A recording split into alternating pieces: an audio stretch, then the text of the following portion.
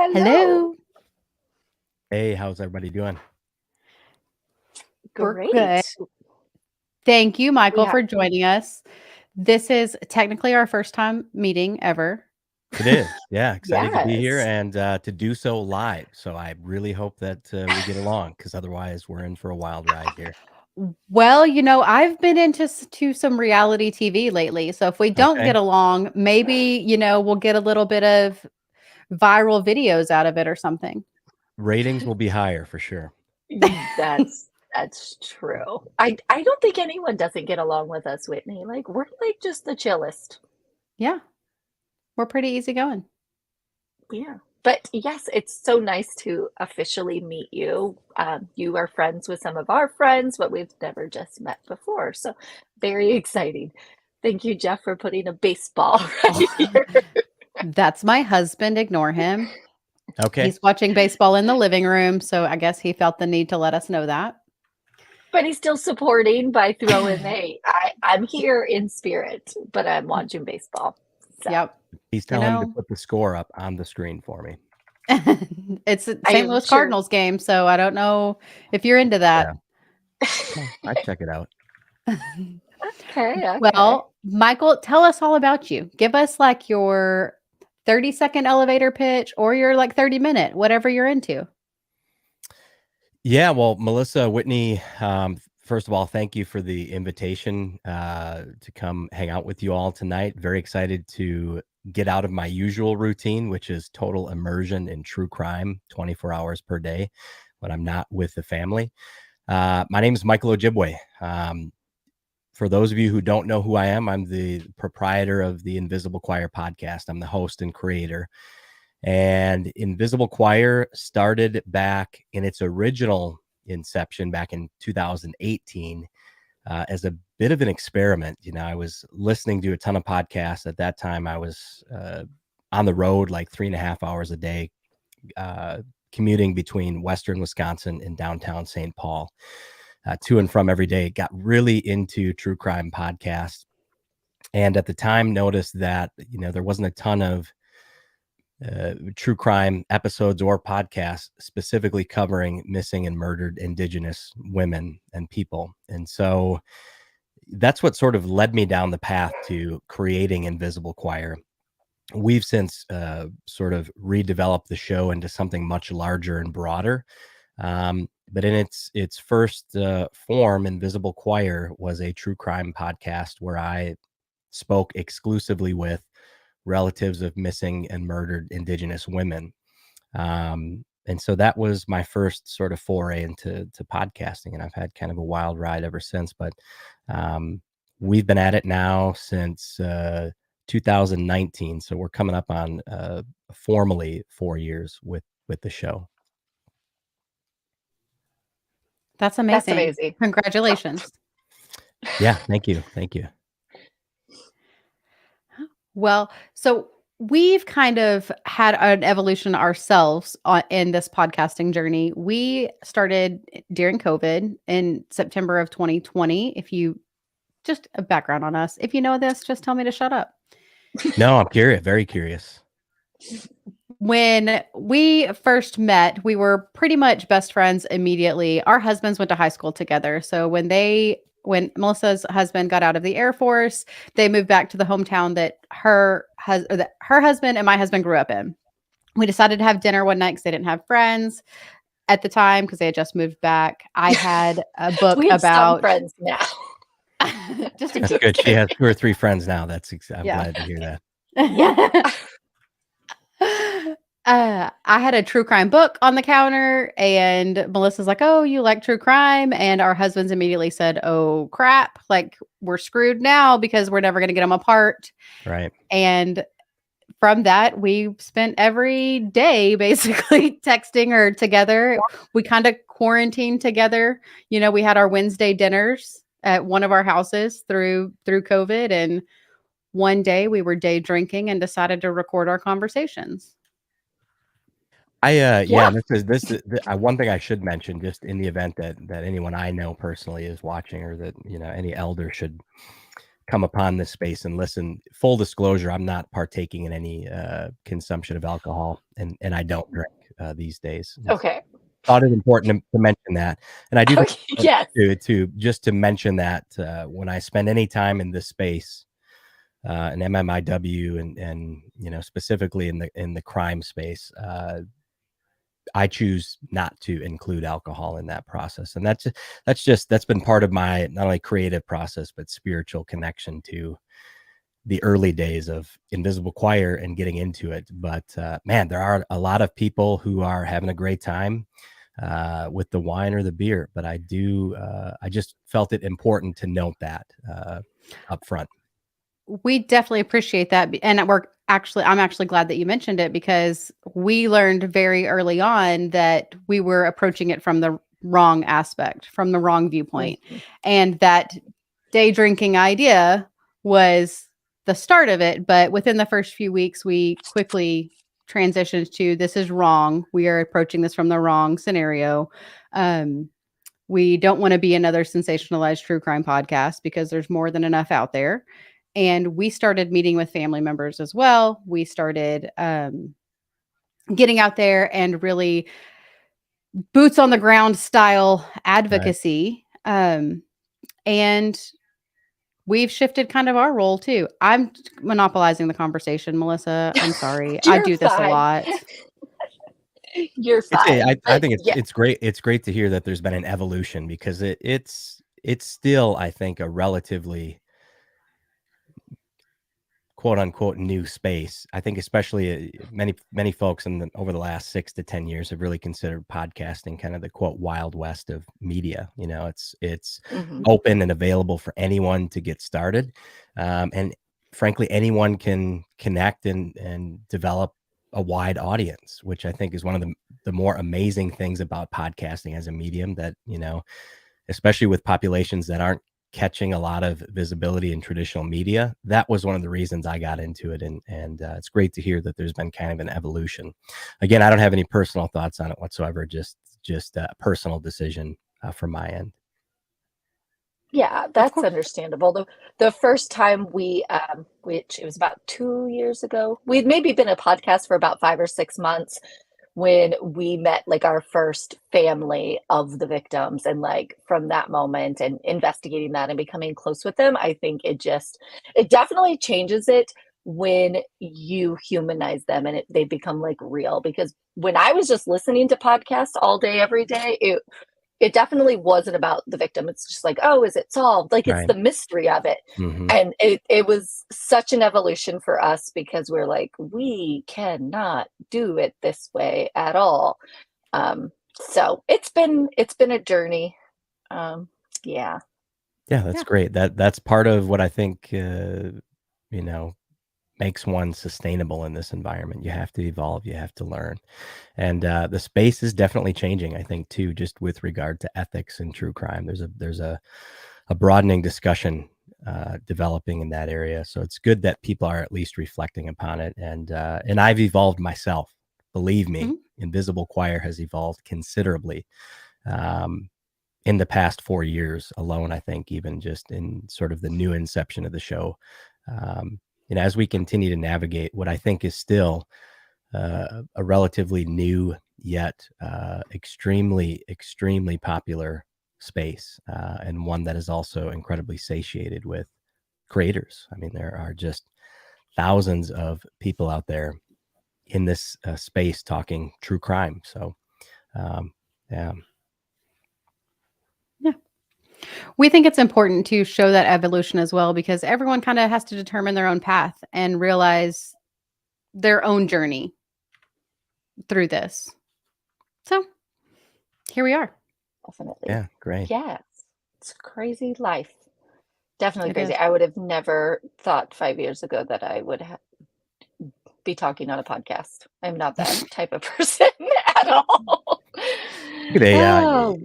My background, I've always been just fascinated by crime, and I think I've talked about it a little bit on my own show. I've been a part of several interviews where I've talked about being the victim myself of quite a violent assault back in 2006, and I never thought I would be a creator in this space either, but I think it not only has it sort of exposed me to this idea of firewalking through these very traumatic spaces where people are victims of some very horrific crimes.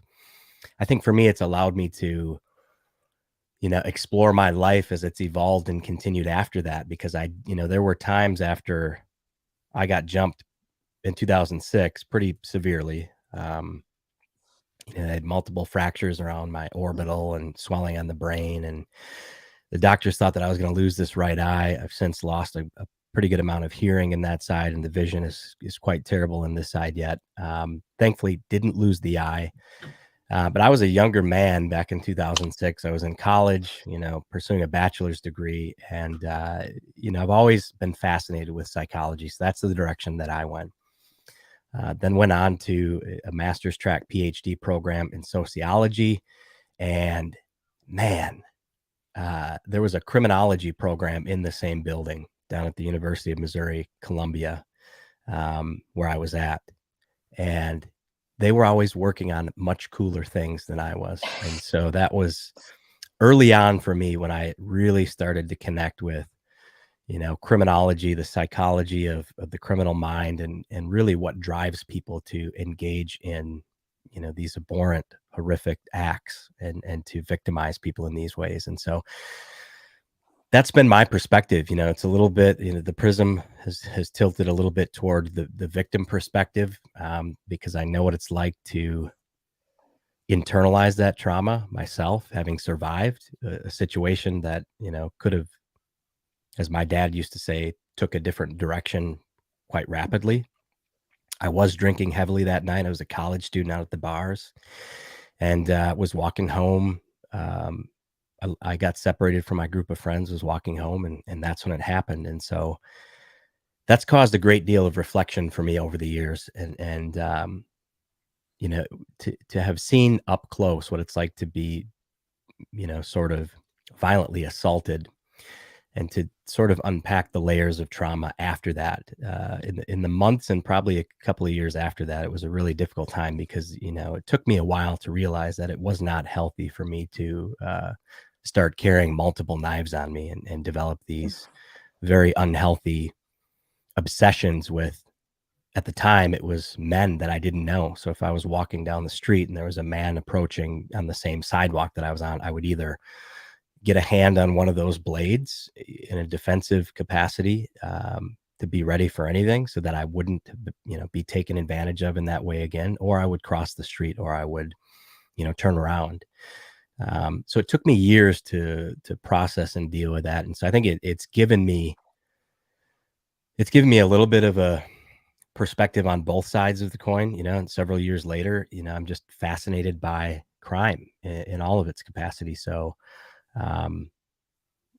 worked in many years in higher education as an administrator, investigating discrimination cases, harassment, sexual assault, and eventually took that work from an associate dean's position into a state Department of Corrections role, kind of doing similar work, eventually overseeing the investigative arm of the discrimination, harassment, and sexual harassment, in some other areas in staff development and training. So yeah, my path, I knew it was coming this way, from education to prison. The joke was at the time that I really wanted to just see the school to prison pipeline up close. I've been fascinated with the societal elements, involved in incarceration in this country. And it wasn't until I got into the prisons in the state in which I worked as an administrator for the prison system. There were 10 facilities. And so I'd been in every single one of them several times. And it wasn't until I was walking through one in particular, after repeated staff assaults had occurred in this facility, when, before I got there the particular morning, I went and looked at the morning report to see how many, they were called offenders. That was the lingo of the department. How many offenders were in for homicide to one degree or another. And of the 1,100 or so individuals incarcerated at this maximum level security level facility. Of the 1,100 or so, about 55%, so, there was, I think over 600, I believe at the time, that were in there. And so walking into one of those living units and looking at, in this case, there, 3 or 4 tier, really old prison. It looks like Shawshank Redemption at this particular one. And then seeing that, at any given point in time, there's 2 officers in there. There's 1 nurse on tier 2 passing meds. And at any given point, there's up to, 120 to, I think, up to 140 offenders walking freely on the flag. So they're working out. They're getting meals out of the hot boxes. They're using the JPay tablet chargers and, writing their email communications to family members. And that was when it sunk in for me. The scope and scale of homicide. If this is one facility of 10 in this state, and there are 600 men in this one facility who have been caught, mind you, and adjudicated through the court system for homicide, for committing murder, I started to think, man, across the entire country. And it just was one of those eye-opening realization moments that there are a lot of people who senselessly lose their lives at the hands of fellow human beings. And man, not also a great idea to listen to true crime on like a 4-hour drive up to a desolate, prison facility, depending on which part of the state I was in. But that was the experience for me for a couple of years. And so I did that for a little while. And, it got to a point where we had one officer, this in 2018, was just horrifically murdered in that facility that I was just talking about in the industry area. And that would have been in July. And then in September of that same year, there was a staff assault occurring at a level 5 super max, the only super max in the state facility. A staff member was being assaulted. There was a call put out and an individual ran to assist. And when he was on his way back to his post, he collapsed, I think, of a major heart attack and died. And so he was sort of the second correctional officer death that year. So I also saw sort of the rippling effect of trauma from a personal and professional level sort of spreading throughout this department from the administrative side. And then I, was doing some marketing work and multimedia work with them, also capturing their stories. And that's when I knew that, I had a place to connect with people, to help some of these stories be told. Because when you go into a facility like that, you think of 600 lives lost, 600 families, and maybe double that if an individual had a partner or was married, 1,200 families.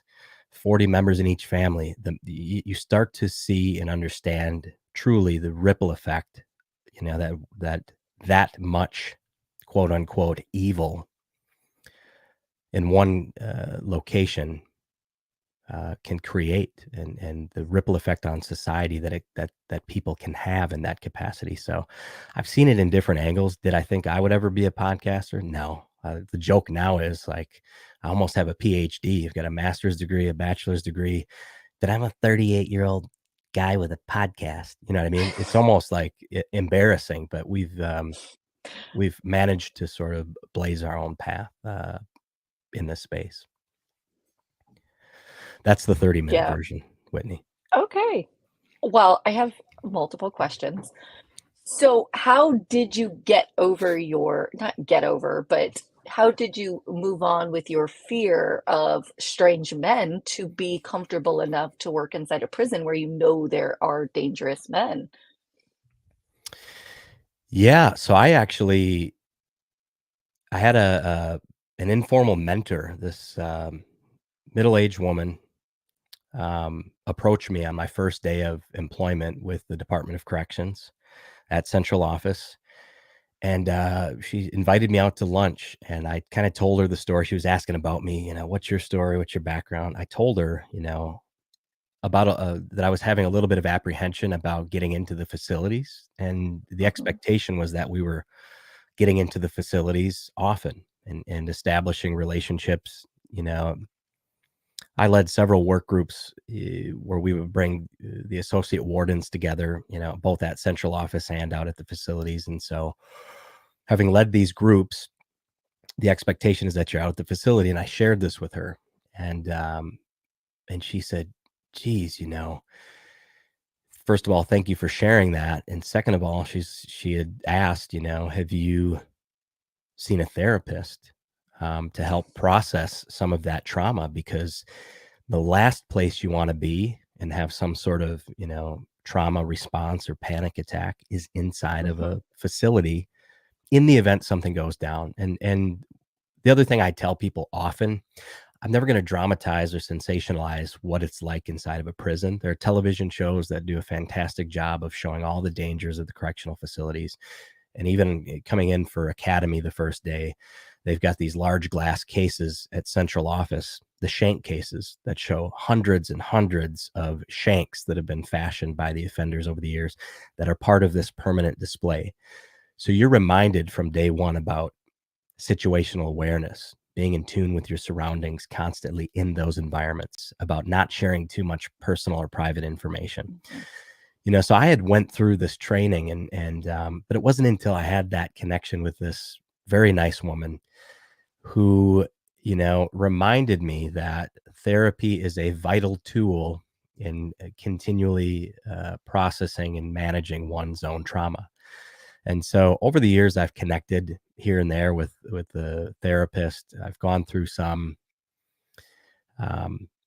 PTSD related therapy just to sort of retrain my own mind, not to enter my physiological body, not to enter a sort of heightened anxiety or panic state.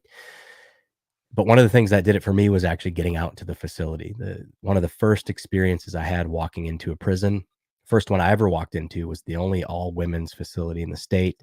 And when I was coming through, swiping my badge in through the front Sally port, I came into the center area, and there was a young woman who was being released on this particular morning. And so she was coming into the Sally port from the other side as I was coming into the secure perimeter. And it's been one of the most fascinating reflections on my whole corrections career, because it was literally the first facility I walked into. I saw somebody hardened in stone. The environment that created this facade. I saw this woman, her chiseled features. She had such a hardened, tough exterior when I saw her through the glass first, before that second Sally port door opened.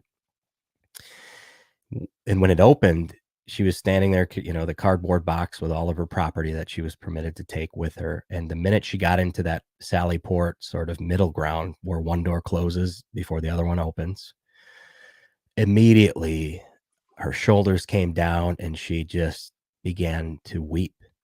And for whatever reason, that was just an incredible moment of humanity for me, on my way in, to see someone coming out, to see the facade evaporate at the Sally port. And then I looked back through the glass because I was so curious, and then the associate warden gave me a little bit of the backstory of this particular individual. And I believe it was her mother standing out in the lobby at that point on the other end of the front Sally port door. And she just sort of fell into her mother's arms. And so that was when I knew, number one, that these are all people in here. People make mistakes. Some people make mistakes that are far worse than others, and some truly horrific mistakes. But I think one of the things over time that really helped me to sort of develop a confidence, and really over time, I had absolutely apart from a couple of instances where I ended up just a little too close to a staff person who was assaulted in one capacity or another, while touring through different areas of the prisons.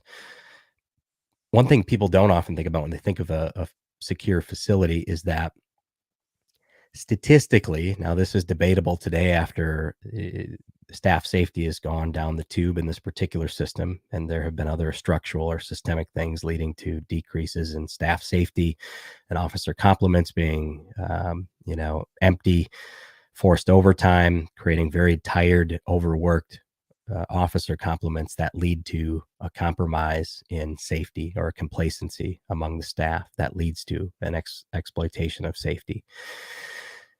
But it is important to remember when you walk into a facility that statistically, generally speaking, to somebody like myself from the outside coming in, there's a protocol, there's controlled movement, there's a routine, a hyper systematic and structured routine that makes these very safe environments, actually. And so over time, I was able to lean into that knowledge a little bit. And one of the safest facilities I ever went into several times was the level 5 sort of quote unquote supermax facility, because they had controlled movement of like 8 to 14 offenders. So it was never more than 8 offenders or incarcerated individuals moving freely at any given time. And the number of officers present was higher than at the other facility. And, so oddly enough, it was the sort of the maximum or the medium security facilities where you really have to keep your head on a swivel, because there's a much less controlled movement, if that makes sense. And so, the broader understanding and the greater knowledge I built in this particular environment, the safer I felt, and really was able to sort of regain composure and control over, my own experience as a victim. Still a tough place to work, but I like a good challenge, and that was it. Maybe someday I'll go back to working for the correctional environment. Okay, yeah, definitely. That story definitely humanizes the convicted or the offenders, as your place call it. Like it really does, because so many times we get lost in blaming them or blaming, the situation, because it's all just wow. I got to plug my laptop in. It is amazing the way you explained that, like Melissa said, humanizing them, because people do make mistakes, or maybe it is a wrong place, wrong time. They didn't understand the consequences, and now they do.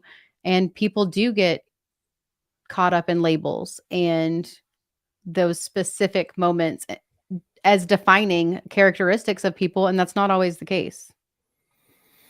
Yeah, and obviously it depends on whatever the individual is incarcerated for. Sure.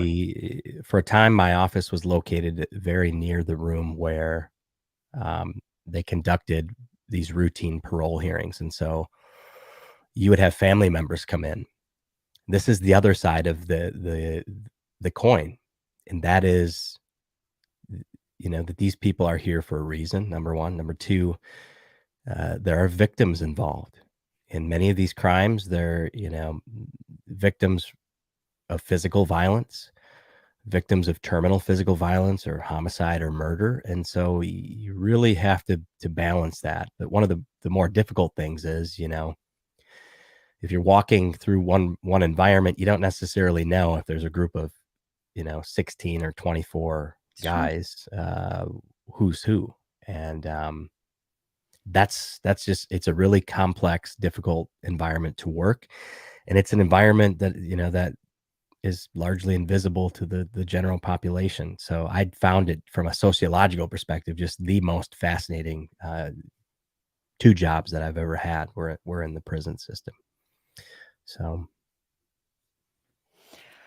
Well, the reason we reached out to you is because you do know so much about the Indigenous population and the struggles in which they go through, especially in this space. They are undercovered, underreported, unheard. There's so many negative stigmas, and just not enough is happening for that specific population, that specific group of people. And you're bringing so much awareness to it, which is greatly appreciated. We've listened to several episodes that you have covered on cases that we have also covered. And when Charlie suggested us, we reached out to Charlie from Crime Lines to ask about, do you know anyone who's well versed in Indigenous cases? And she recommended you, and that's kind of where our introduction came from. So outside of just realizing that those types of cases are undercovered, what kind of continues to motivate you to lean more towards the Indigenous population? Outside of that, they just need it. Yeah. I mean, a couple of things. Full disclosure, Invisible Choir in its current inception is a very broad, immersive true crime podcast. There definitely is not any emphasis on MMIW cases specifically. Those are definitely our origins, and those are the cases that brought me into this environment. Having said that, we have covered, I think on our free regular feed, we're on episode 91 right now. We've covered several cases involving Indigenous victims in one capacity or another, several more on our premium feed. And, missing and murdered Indigenous women and people and two-spirited folks it's a very complex epidemic, we'll call it. And in the true crime space, I don't, full disclosure, I rarely spend time on social media. People are like, geez, you have like 2,000 followers, but we have millions of listeners on the podcast. The reality is the priority for me has never been social media, because first of all, I have to protect my own identity. And so I don't engage in those toxic environments. Social media, it might be the most toxic of all. Specifically when when you're promoting an MMIW case, you hear people talking about, there's woke Ojibwe again. People throw this term around, woke, they're using it as a pejorative, as though I should feel so offended myself that I've been labeled a woke social justice warrior. Get real. I would introduce myself as Michael Ojibwe, woke social justice warrior, if that were the case. The reality is, this is a very complex issue. When you say that the traditional media is not covering these cases either at all or fairly, there are a number of reasons for that. One of the places my passion comes from, specifically for Indigenous women, and one of the reasons that I did, full disclosure again, one of the reasons I sort of abandoned the MMIW exclusive bend to the podcast is that as an enrolled member of the Red Cliff Band of Lake Superior Ojibwe, and also, I'm also part Fond du Lac Ojibwe, also have the last name Ojibwe, there are some complex identity politics at play that are very much historically and politically rooted. Identity politics that exist in tribal communities on purpose, facilitated by the United States government. It's a very historically complex, intense discussion that needs to be had. For instance, my passion comes from having a grandfather who was ripped away from the home and shipped off to an Indian boarding school. I'm not that old. I'm one generation removed from the Indian boarding school era, which ran from the late 1890s, I believe, through the mid to late 1960s. And so there's an entire generation of folks my age whose grandparents were forcefully removed from the home by threat of violence or legal action, shipped hundreds or thousands of miles away from their families and their communities, immediately forced to cut their hair, to not speak their native languages, and to assimilate in a very heavily militarized boarding school environment. And so that history is not lost on me. That's part of the what W.E.B. Du Bois would have called the dual or double consciousness in the souls of Black folks. That double consciousness resides also in the souls of Indigenous folks, through this historical legacy of erasure, of eradication, of genocide. When people hear those terms, they think, dude, get over it. How many hundreds of years ago are you talking here? Like, come on, my Uncle Larry didn't have anything to do with it. Well, your grandfather, Timothy, might have. That's how close the history and legacy of trauma for Indigenous people in the United States of America is. It is so close. Indigenous and Native Americans, weren't even recognized as citizens in this country until 1924. To put things into perspective, around that same time, you've got sort of a teeter-tottering U.S. policy that moves from relocation, forced relocation, from traditional ceremonial lands to desolate, economically disparate reservation communities. The first step to an erasure of people is to remove them visibly from the public eye. The next thing that happens is these become in many cases, the economically disparate, depressed regions where crime elevates, where substance abuse elevates, because there's no hope, there's no opportunity. This is by design. Throw in the identity politics of the blood quantum enrollment system.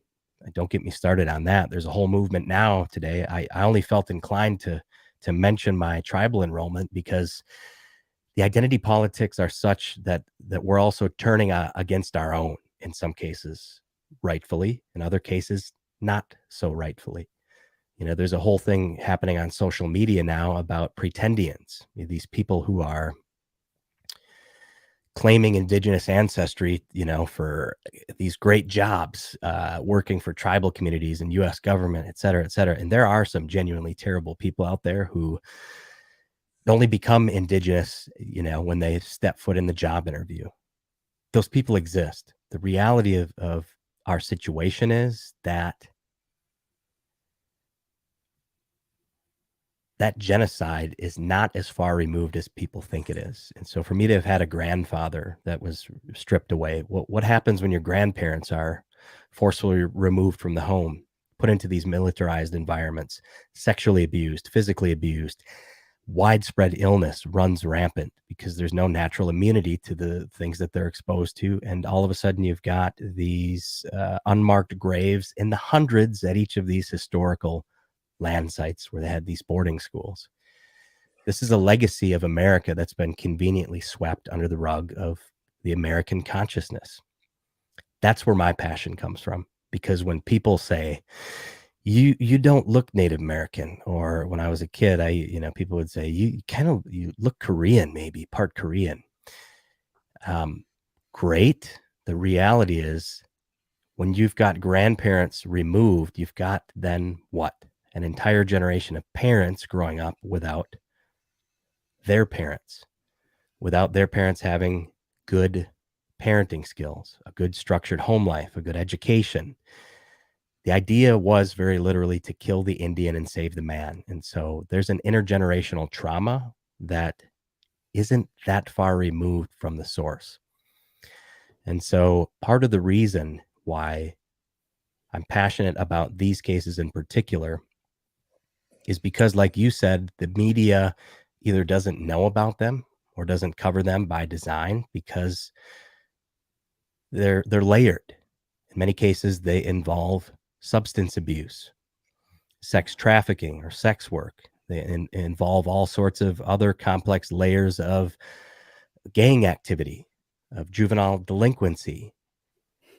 And we see this in the true crime space. There are several shows that highlight victims of crime who were people who were also struggling with addiction. And it's a double-edged sword because people do, unfortunately, when consuming this material, place a hierarchical value on the victim based on the complicated layers of their history. Indigenous women, specifically, for whatever reason, in traditional and modern American media, have been separated from themselves. And the media has been weaponized in certain relative terms against them by rendering them invisible because they're not viewed valuable enough, either due to their participation or victimization in these systems of substance abuse, of alcoholism, of sex trafficking. And that's what I'm passionate about. And when I worked with those families for the first 5 episodes of Invisible Choir, one case in particular that I was working on, I was working with Matthew Lone Bear, whose sister Olivia went missing, and he was out there leading these repeated searches for his sister. And that was the first time I was also exposed to, this public law 280 or public law 280 exempt tribes. Some tribes, some states have a legal jurisdiction over the tribes or the different tribal bands that are formally recognized by the U.S. government. Some are exempt, meaning they're either, there's either intervention by the Bureau of Indian Affairs at the federal level, or there's a local tribal law enforcement. In a lot of these areas, local law enforcement doesn't even know whose jurisdiction it is, or it's a conflicting jurisdiction. And so there are heads butting and there's confusion. And having learned about all of that, I remember interviewing Matthew twice, and then I was getting ready to interview him a third time before I released this episode. And somebody reached out to me the day before. Kimberly Loring reached out to me. Kimberly is Ashley Loring, Heavy Runner's sister. She's another sort of very prominent face in missing and murdered Indigenous women. Her 20-year-old sister went missing. Her case was recently featured on the Payne Lindsay's podcast. I forget the name. Something Vanished. Up and Vanished. I actually covered Ashley's case as well earlier this year. Right. And so I think what had happened at the time was I had worked with Kimberly previously. She sent me a text and said, "Hey, I don't know if you saw, they found Olivia last night or yesterday." And so I remembered interviewing Matthew, and he was so frustrated. They can't get the media, the media won't pick up the case because his sister was out at the bar, had met some friends for some drinks. And then she vanished in this borrowed pickup truck. And one of the things I remember and recorded in these interviews is Matthew saying repeatedly, "I think she's in the lake." He just had this feeling like he knew she was in the lake, and that truck was in the lake. And I got that text from Kimberly. I started looking online for news articles, and then I reached out to Matthew the next day to express my condolences, because no more than 100 yards from the busiest, my understanding, one of the busiest boat landings on Lake Sakakawea, they found this truck. It was a volunteer. It was an all Indigenous volunteer group that brought a boat with sonar capabilities. He had been asking for that very thing from local law enforcement, from BIA, from federal resources for months and months and months. And he said to me repeatedly, "I know my sister is in that lake." And she was in the lake. And so one of the things you see, and why I'm also passionate about this, is when you have these other systems that can help project this visibility, it's a double standard. When you have an Olivia Lone Bear who was out having a couple drinks with friends and then vanishes, she's a drunk Indian. When you have a insert white girl's name here, and I'm just going to be as controversial as I see fit, the media portrays it as the American tragedy. She had her whole life in front of her, university student, in the prime of her youth, enjoying a night out with friends. That story is, for whatever reason, worth telling. The story of the drunk Indian, not so much. This is how traditional media has weaponized and created violence with language, in the way that they cover or do not cover these cases at all. And so I saw it up close. I thought, man, I could really do something to help spread the word about Olivia Lone Bear. And then, geez, what do I even say to her brother?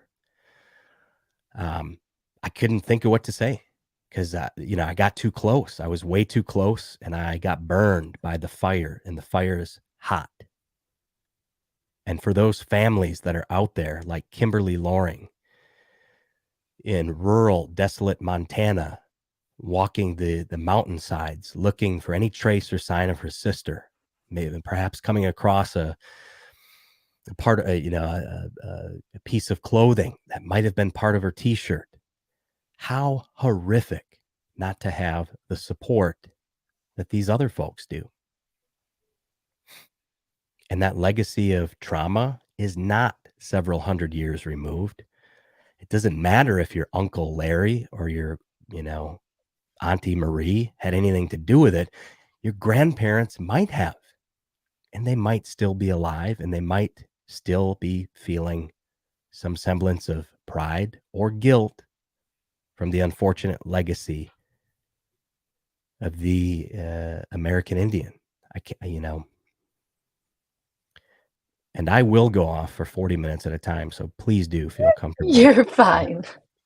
Yeah, I'm passionate. But I mean, I'm passionate. oh my gosh, this camera. But like you said, it's a domino effect. Yeah, if it is your grandparents or your great grandparents, it has an effect, such a profound effect on every single generation after that. So yeah, but completely agree. Media literally, sorry, a light just randomly went off. They have their perfect victim, and that is exactly who they want to feature every so many times. Whitney and I went on a search for a man that was in and out of jail.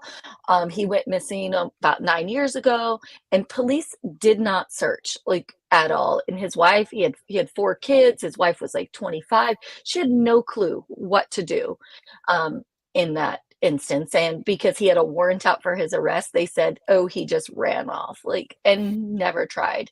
And we went out on a search, just volunteers, and found evidence that led to possibly his human remains within 1 mile of his vehicle. And we're like, if only somebody would have searched that time. It's 9 years ago. Yeah. 9 years ago, someone would have searched. Right. Yeah. It would have made such a difference. One thing I've encountered, I think, just in the space is it's one thing, if they would have searched. There's so many cases on the flip side where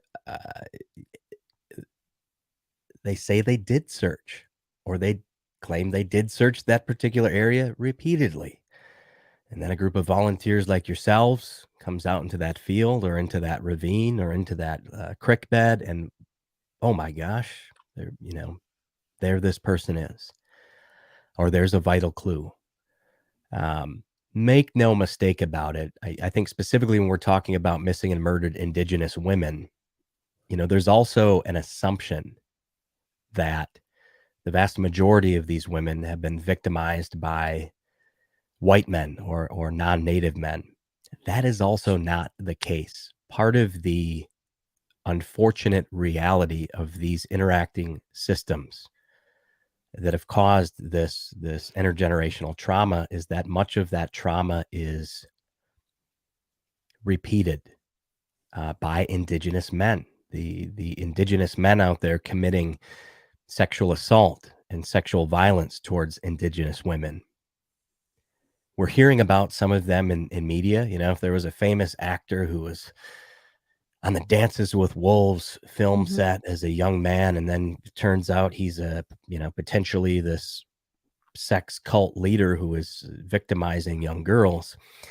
That's a good story. That's a good media story, because we have the savage Indian manifest and come to fruition for all to see.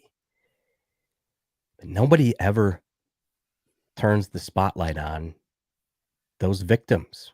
And that's where I think, part of the name Invisible Choir, by the way, came from this deep reflection of this idea at the time, this moniker that had been attached to the movement called Invisible No More. The idea was that we're going to work to render visibility to the invisible, these Indigenous victims, these women who have gone missing, not only by the hundreds, but by the thousands. And the media has picked up 1 to 2% of them, because only 1 to 2% of those who actually go missing show up in the missing persons database. So the other invisibility that's rendered then beyond the physical body and the media is an invisibility and erasure of these individuals from the data set. And that's kind of a trifecta that I pulled from a report specifically looking at urban natives that have gone missing. People think in 2023, Native Americans or American Indians or Indigenous people, whatever label they're most comfortable with or whatever label is assigned, that they're all living in these desolate reservation communities. The reality is some 70 to 75% are living in urban cities and urban epicenters. One very near me is Minneapolis and St. Paul, one of the largest urban Indian populations in the entire United States. Minnesota also falling in that inconvenient top 10 for missing and murdered Indigenous women year after year after year. And I can't help but come back to the idea that there's just a very unfortunate yet intentional violence that's being used, and sometimes the very violence that's being used is a violence of invisibility. And so when you hear invisible choir, the idea is that you can't see the victim. In many cases, they've been rendered invisible.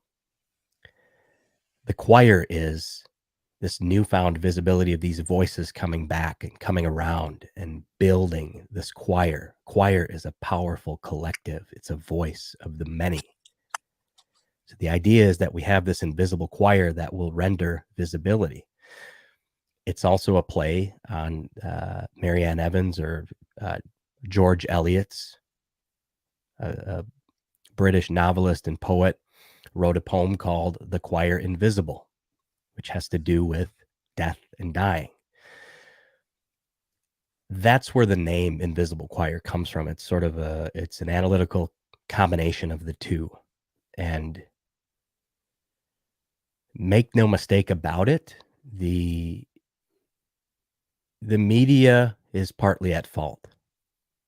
And you mentioned Charlie earlier. Charlie, from what I'm seeing over the last couple of years, doing a tremendous amount of positive work, bringing visibility to missing and murdered Indigenous people as a whole. And, as a mixed race Indigenous Ojibwe Anishinaabe man, one of the decisions I've come to is that it isn't actually my place to lead this discussion. So I also come to you today from a place of full humility and transparency that though I'm a good talker and storyteller, I am not the expert. I've worked in many careers and in these tribal communities over the years, in one capacity or another, with victims or with the offenders of these horrific crimes. But I'm a man, and so I represent something also. And there has to be a reflection and a humility and an acknowledging of, in and among Indigenous men, that we have a tremendous responsibility there as well to uphold our role in these communities. And that is not one of, stereotypical protector or warrior. If I'm Bear Clan, then I'm warrior, I'm stoic. If you got your historical learning from Pocahontas, the reality is there are roles, in some 530 some or 60 some odd federally recognized tribes. Yet today, the roles vary and the culture varies and the language varies greatly across the, United States within these communities. And I just went off on another 41-minute tangent and forgot where I was going with that. Lost it. That's all right. It's gone. It was great. How can we promote the change, continuing the change for people to see what is happening? How do we help? And like you said, I know you're not the expert, and if you had all of the answers, then we wouldn't be in this conversation because we'd have the answers. Somebody I connected with early, I mentioned Kimberly Loring.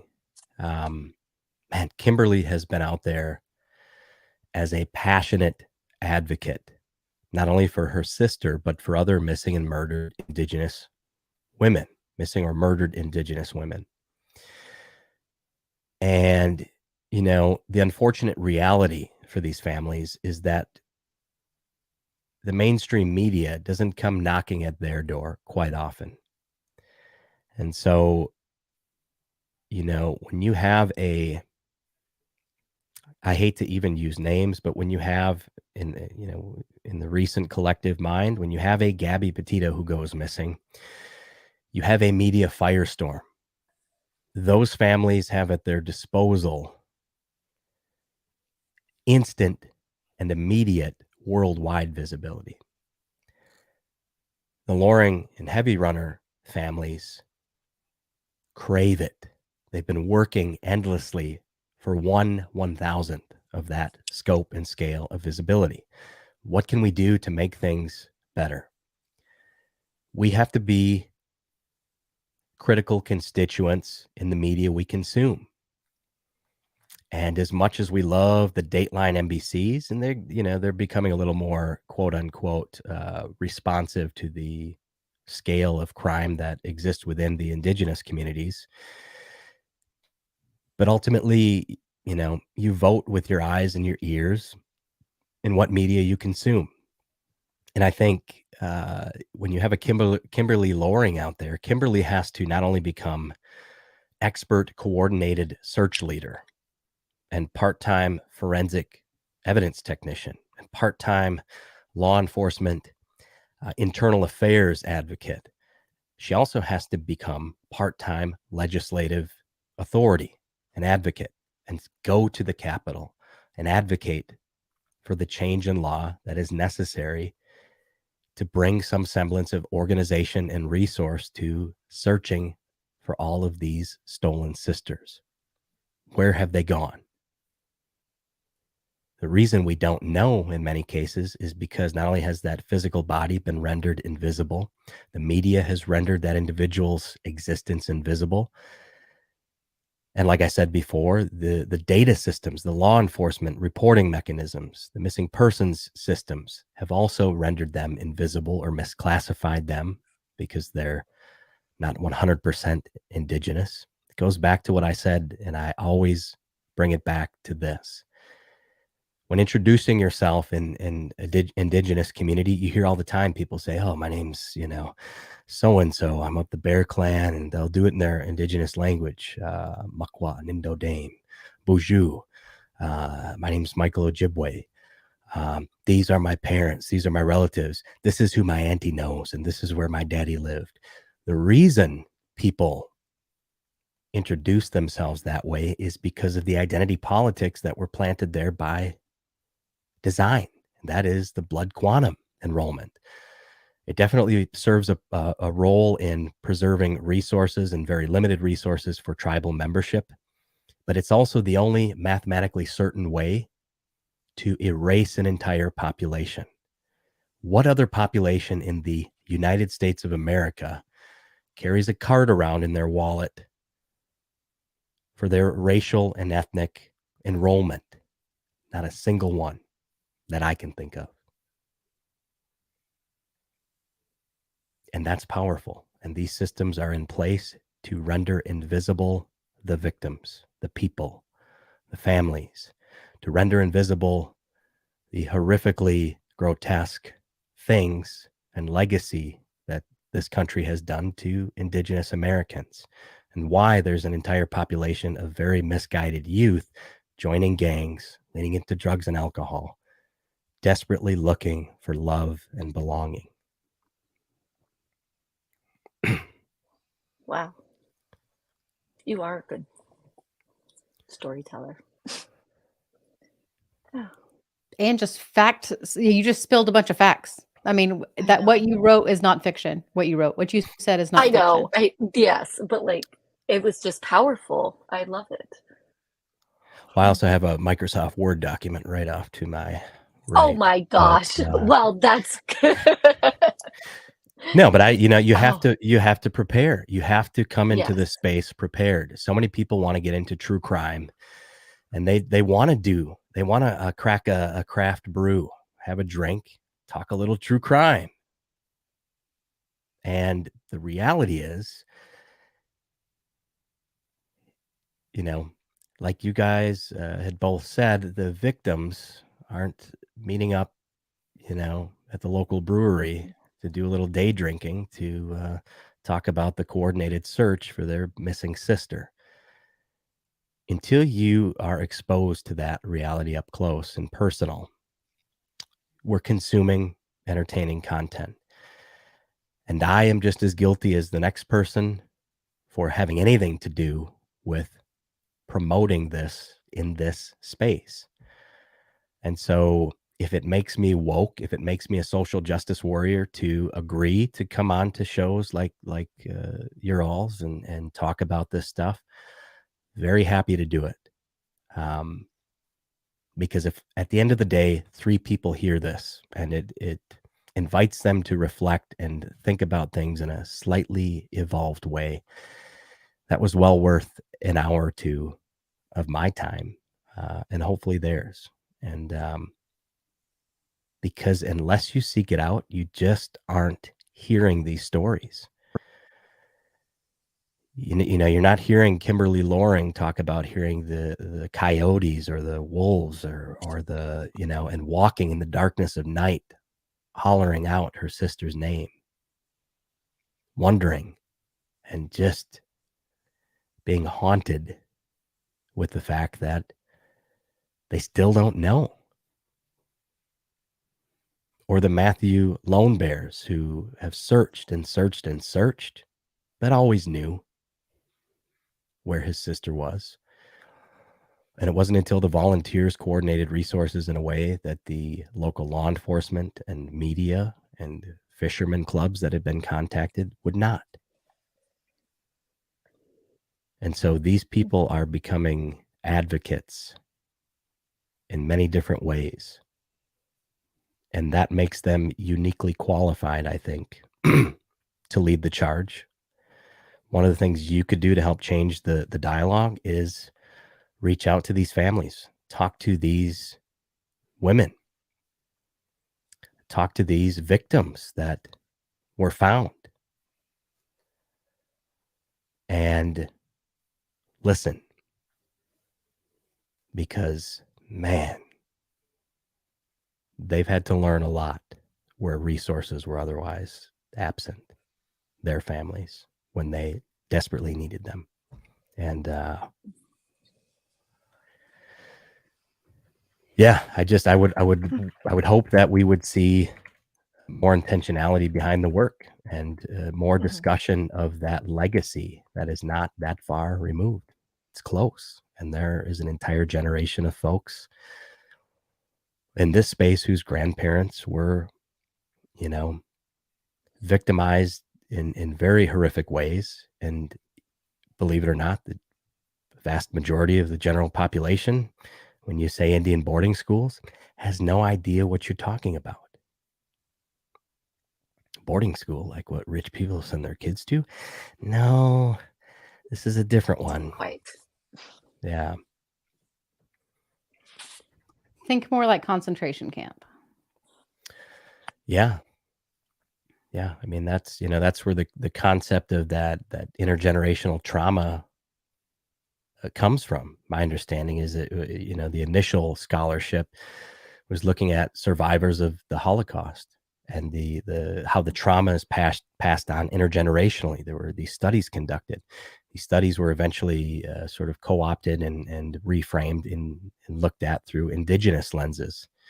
The boarding school era, the termination era, the relocation era, and how that trauma exists and lives in these different systems.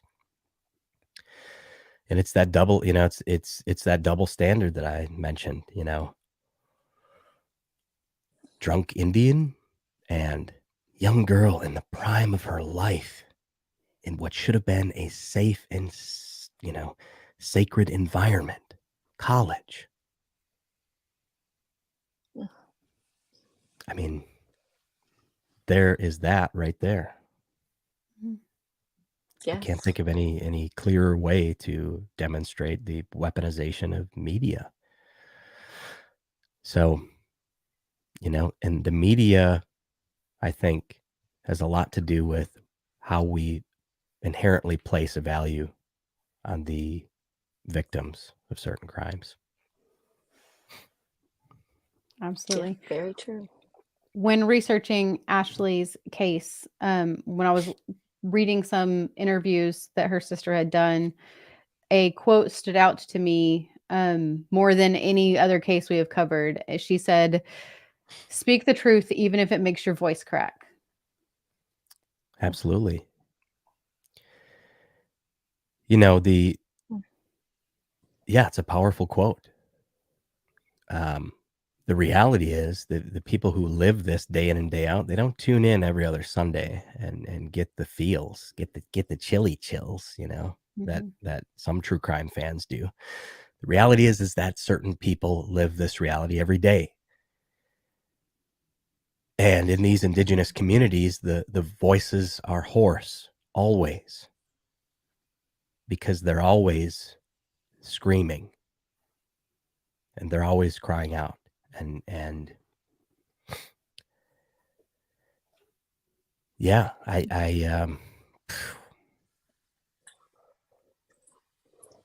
something has to change. Agreed.